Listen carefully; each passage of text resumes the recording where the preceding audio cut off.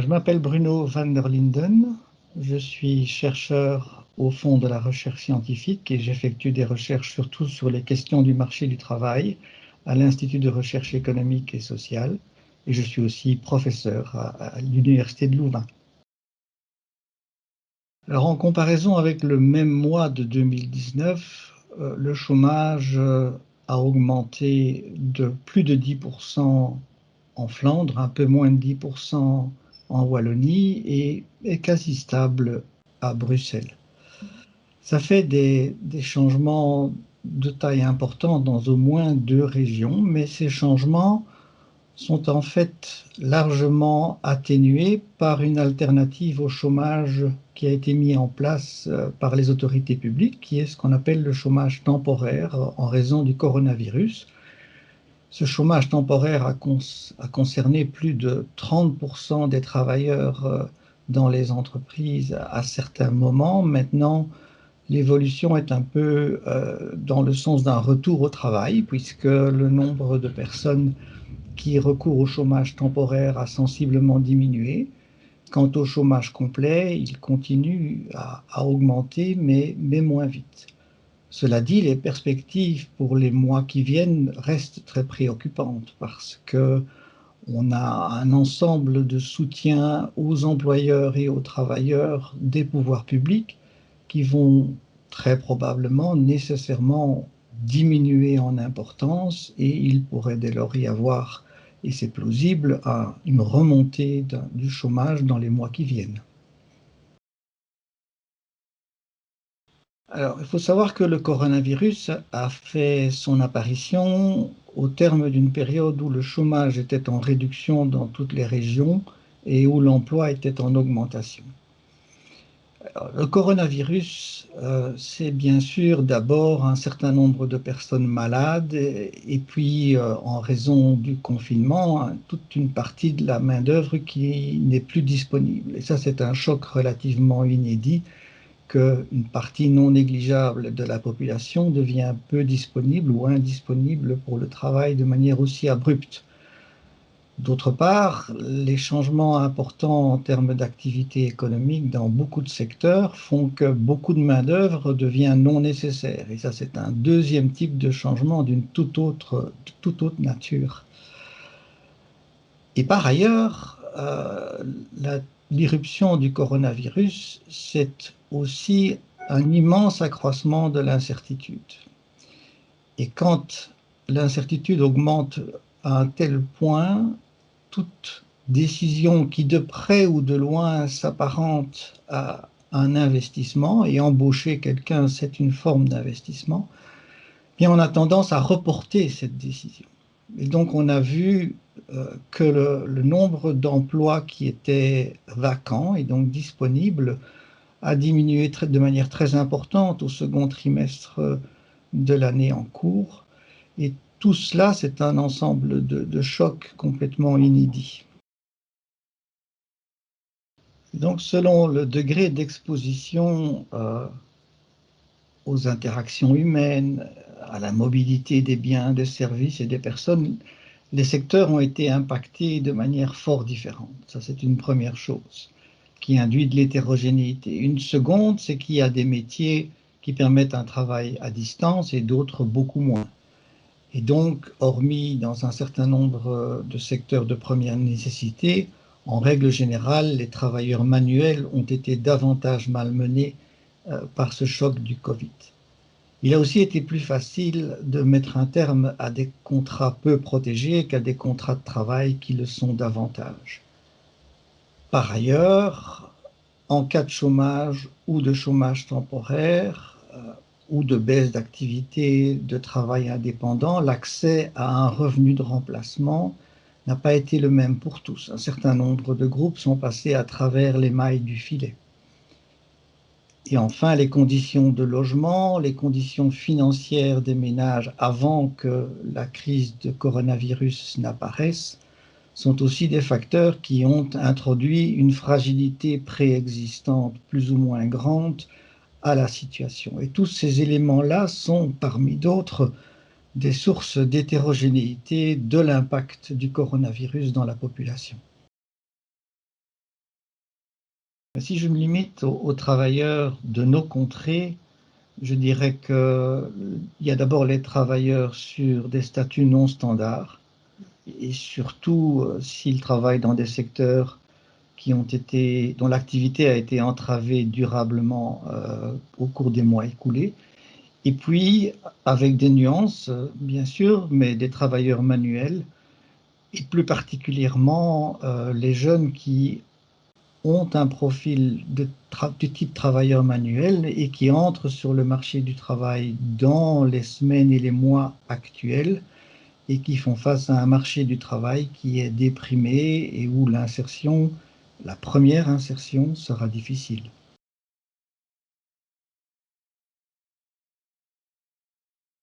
Alors, il faut distinguer évidemment différentes situations. Il y a la situation de ceux qui ont perdu leur emploi récemment ou qui vont le perdre dans un futur proche. Généralement, ils ont des caractéristiques qui sont valorisées sur le marché du travail. Et pour ces personnes, l'enjeu, c'est d'éviter un enlisement dans un chômage qui dure. Dès lors, le bon usage des moyens de relance décidés au niveau européen est vraiment un grand enjeu pour ces groupes-là. Alors, à l'intérieur de ce groupe-là, il y a certaines personnes pour qui peut-être leur métier devra évoluer, et donc là, il y a un enjeu de formation aussi, bien entendu. Puis, je voudrais revenir à un autre type de population qui sont les jeunes, principalement ceux qui sont les moins scolarisés, qui entrent sur le marché du travail au cours de ces mois-ci, dans un marché du travail déprimé. Et donc, je crois que pour ces personnes-là, un accompagnement individualisé, même si en soi, ça ne crée généralement pas de l'emploi en plus, mais ce sera important pour les aider à trouver leur chemin. Alors, il y a bien entendu à la fois ce défi de gérer ce flux important de personnes qui entrent dans le chômage, mais il y a aussi, et on risque de les oublier, les 500 000 personnes environ qui étaient en chômage avant que le coronavirus n'émerge. Et donc, l'enjeu de prendre en compte cette population et de ne pas l'oublier au passage est évidemment un enjeu vraiment important avec des besoins souvent spécifiques puisque certains sous-groupes à l'intérieur de cette population-là sont, on va dire, relativement, voire très éloignés du marché du travail et ont des besoins spécifiques.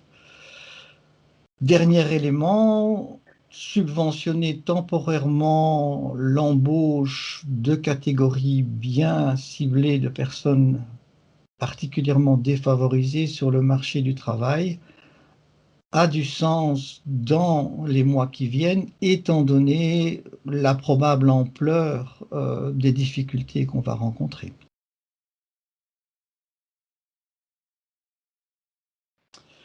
Alors, sans être devin, je dirais que probablement oui, il y aura des conséquences à long terme.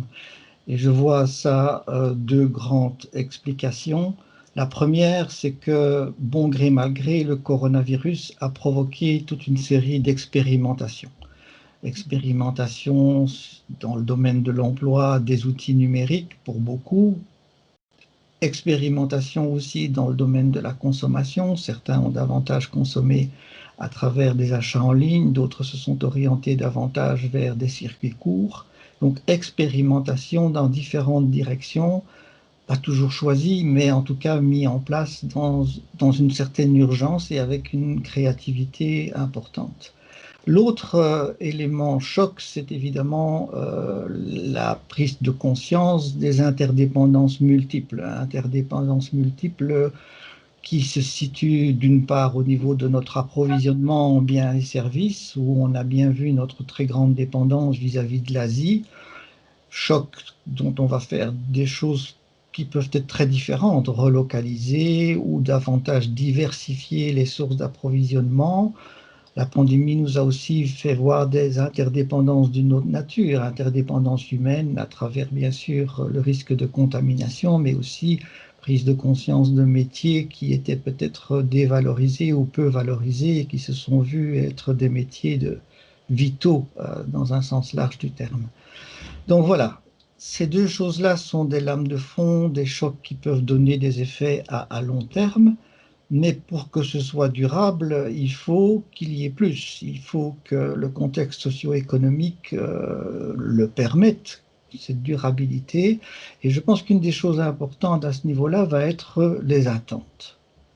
Parce que si on s'attend, par exemple, à ce que cette situation actuelle se prolonge ou, comme on l'entend parfois, que le type de virus que nous avons connu n'est que le début d'une série d'autres, à ce moment-là, on peut voir des choses profondes puisqu'on perçoit un changement qui lui-même a une durabilité. Et par exemple, on pourrait très bien voir, et c'est préoccupant, que la peur de rebond ou d'autres types de virus dans le futur conduisent les entreprises à encore davantage opter pour de la substitution du capital au travail dans le but d'être davantage immunisé vis-à-vis de virus qui limitent la disponibilité en main-d'œuvre.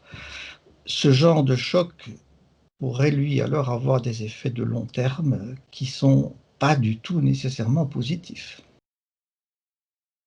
Je pense qu'il y a quelques scénarios qui se dessinent. Il y a un premier qui est le scénario d'une relance rapide de la machine socio-économique. Relance rapide qui peut se comprendre, hein, puisque chaque jour qui passe crée de nouvelles difficultés, que ce soit au niveau financier pour les ménages, pour l'État, que ce soit en termes d'acceptabilité des contraintes que l'on impose à la population.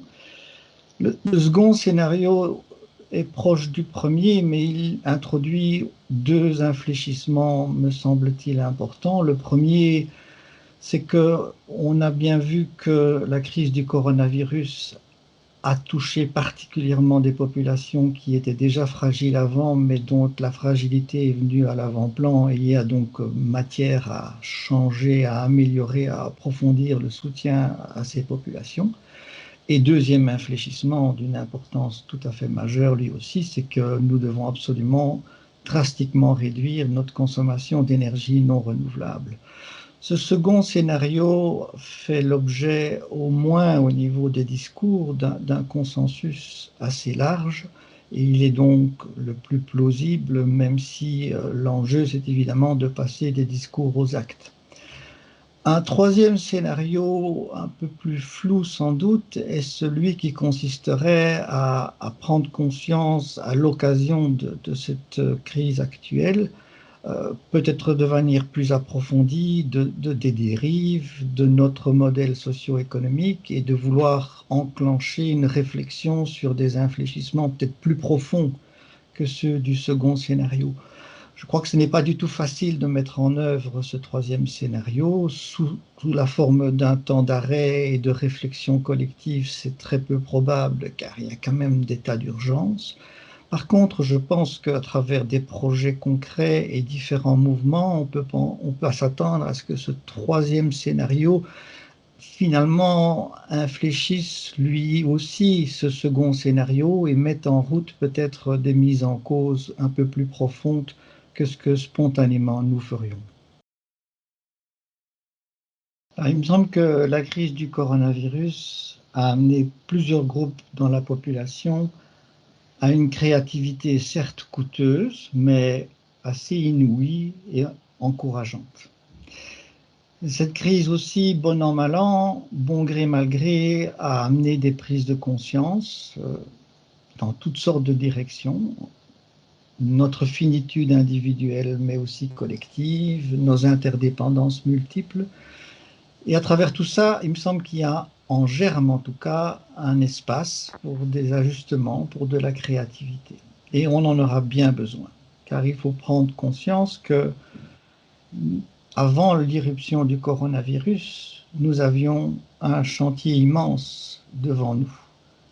De multiples endettements, en particulier sur le plan de l'environnement, des révolutions technologiques en marche, un vieillissement de nos sociétés, des pressions migratoires, les menaces du populisme sur nos systèmes démocratiques. Donc la crise du coronavirus a créé un défi supplémentaire. Et on a, je crois, vraiment besoin de ces espaces d'ajustement et de créativité dans la durée si on veut éviter que la crise du coronavirus soit le défi de trop.